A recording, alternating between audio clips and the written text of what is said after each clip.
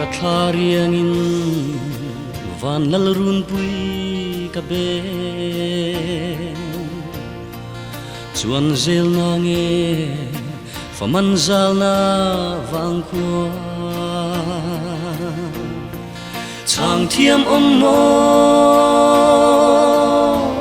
rau thalengin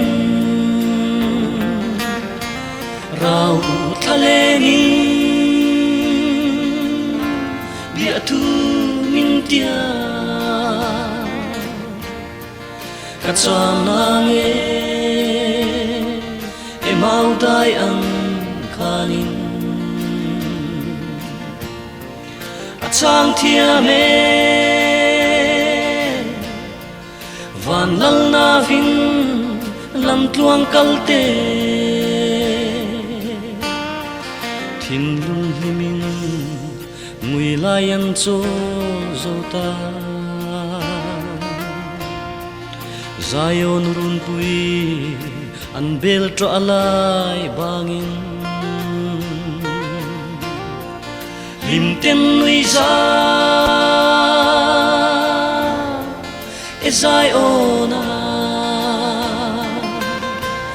rau thalengin bia thu min tia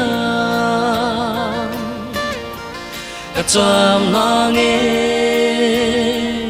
e mau dai ang khanin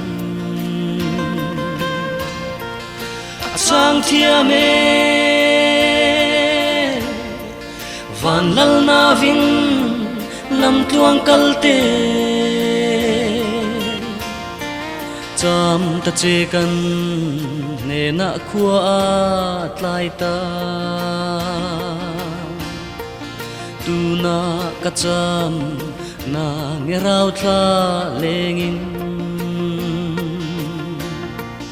lai ril ting kin shil nang cho rau tha lengin bia thu min tia ka cham na nge e mau dai ang khanin a chang thia me van lal na vin lam tuang kalte